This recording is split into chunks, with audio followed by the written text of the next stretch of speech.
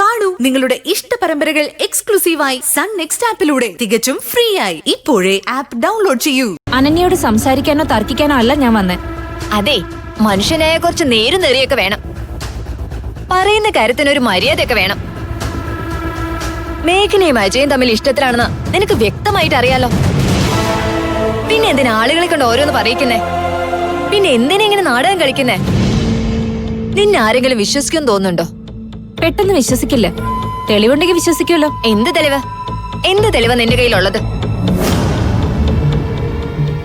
എന്താ കുട്ടി, എന്തിനാ വന്നേ? അജയ് ഞാനും തമ്മിലുള്ള ബന്ധത്തിന് എന്നോട് തെളിവ് ചോദിച്ചില്ലേ? ഞാൻ ആ തെളിവും കൊണ്ട് വന്നതാ. അത് കാണണ്ടേ?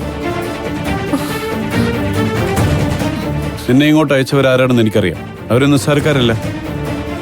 അവർക്ക് എന്ത് കള്ളത്തെളിവ് ഉണ്ടാക്കാൻ കഴിയുമെന്നും എനിക്കറിയാം. പക്ഷേ മറ്റുള്ളവരുടെ വാക്ക് കേട്ട് എന്റെ മകളുടെ ജീവിതം ഇല്ലാതാക്കാനാണ് ഇറങ്ങിത്തിരിച്ചതെങ്കിൽ എന്നെ ഞാൻ വെറുതെ വിടില്ല. Mind it. അജയെക്കുറിച്ച് നിങ്ങൾക്ക് എല്ലാവർക്കും നല്ല വിശ്വാസമാ. അതുകൊണ്ടാ സത്യം പറഞ്ഞിട്ടും എന്നെ നിങ്ങളാരും വിശ്വസിക്കാത്തത്. എന്റെ കയ്യിലുള്ള ഈ തെളിവുകൾ കണ്ടതിന് ശേഷം നിങ്ങൾ എന്നെ വിശ്വസിക്കും. എനിക്കത് ഉറപ്പാ.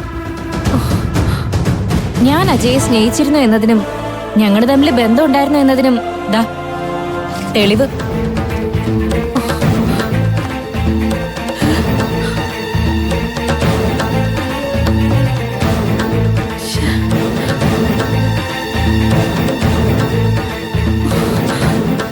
അയ്യോ മോളെ,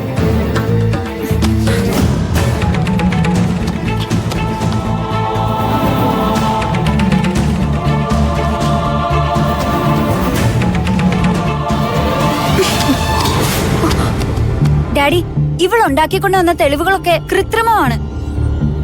ഇവളീ പറയുന്നതൊക്കെ കള്ളമാണ്. ഇനി ഞാൻ പറയുന്നതൊക്കെ കള്ളമാണെന്ന് ഇവരാരും പറയില്ല മേഘന. ഞാൻ പറഞ്ഞതാണ് സത്യം. അജയ് ഞാനും ഒരുമിച്ച് കഴിഞ്ഞിട്ടുണ്ട്, ഭാര്യ ഭർത്താക്കന്മാരെ പോലെ.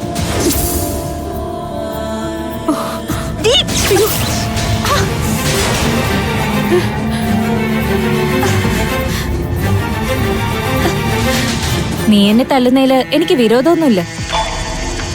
ഇത്രയും സ്നേഹിച്ച ആള് ചതിച്ചു എന്നറിയുമ്പോ ആർക്കായാലും ദേഷ്യം വരും. പക്ഷേ നീ എന്നെ തല്ലുന്നത് അവന് വേണ്ടി ആവരുത്. നീയെങ്കിലും അവന്റെ കയ്യിൽ നിന്ന് രക്ഷപ്പെടട്ടെ എന്ന് കരുതിയാ ഇത് നിങ്ങളെയൊക്കെ കാണിച്ചത്. ഇനി നിങ്ങളുടെ ഇഷ്ടം. ഡാഡി, ആരും ഒന്നും വിശ്വസിക്കരുത്. അവള് ചതിച്ചതാണ്. എന്റെ അജയ് അങ്ങനെയൊന്നുമല്ല. അജയ് നല്ലവനാ. ഇല്ല മോളെ, ഡാഡി ഈ നാടകം വിശ്വസിക്കില്ല. ചതിയാ, എന്റെ മകളുടെ ജീവിതം തകർക്കാനുള്ള ചതി.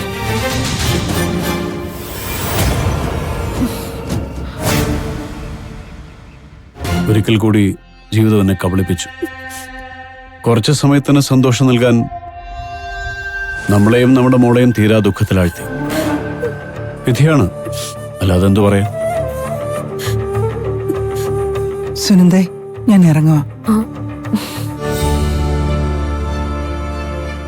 ഇവിടെ വന്ന് നിൽക്കാൻ എന്റെ മകൻ എന്നെ വിളിച്ചപ്പോ എനിക്ക് ഏറ്റവും ഇഷ്ടമുള്ളൊരു സ്ഥലത്തേക്ക് വരുന്ന പോലെയാ ഞാൻ വന്നത്. പക്ഷെ അത് തെറ്റായിപ്പോയി. എന്റെ മോനെ കുറിച്ച് ഇങ്ങനെയൊന്നും അല്ല ഞാൻ കരുതിയത്. അവൻ ചെയ്യുന്ന ഓരോ നന്മയും കാണുമ്പോൾ അവനെ വയറ്റിൽ ചുമന്ന അമ്മ എന്ന രീതിയിൽ ഞാൻ അഭിമാനം കൊള്ളുമായിരുന്നു. പക്ഷേ രക്തം രക്തത്തിന്റെ ഗുണം കാണിക്കാതിരിക്കില്ലല്ലോ. മകൻ അച്ഛന്റെ സ്വഭാവം കാണിക്കില്ലേ? അവനത് കാണിച്ചു.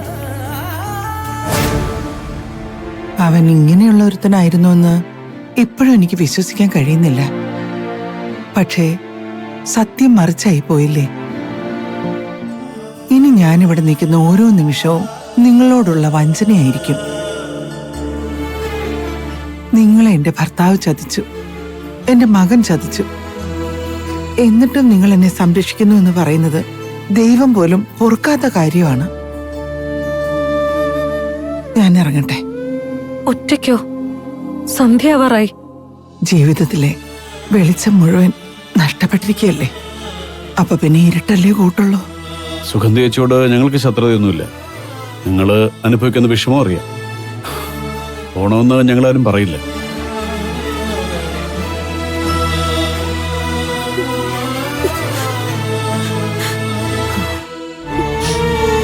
അമ്മയ്ക്ക് മാപ്പ് തരണം.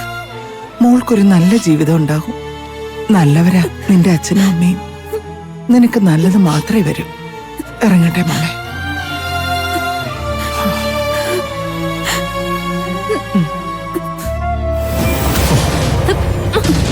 വിടും.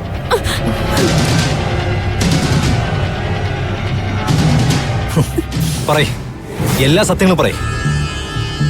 മേഘന, നിന്നെ വിശ്വസിപ്പിക്കാൻ വേണ്ടിയാ അജയ് ഇപ്പൊ എന്നെ പിടിച്ചുകൊണ്ട് വന്നത്.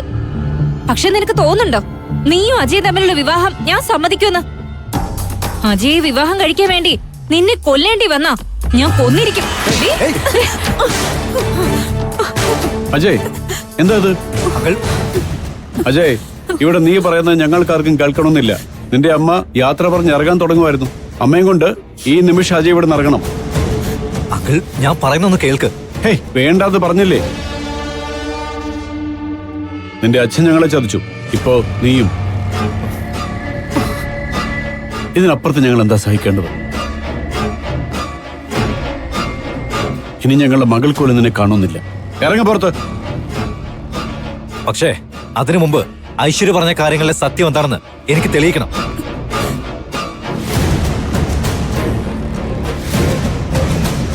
ഈ നിൽക്കുന്ന ഐശ്വര്യ മുമ്പ് നിങ്ങൾ കാണുകയും പരിചയപ്പെടുകയും ചെയ്ത ഐശ്വര്യ അല്ല.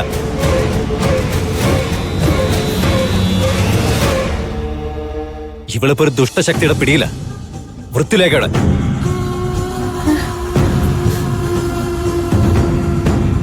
എന്റെ അച്ഛന്റെ ശരീരത്തിൽ കടന്നുകൂടിയ ദുഷ്ടാത്മാവാണ് ത്രിവിക്രമൻ തമ്പി.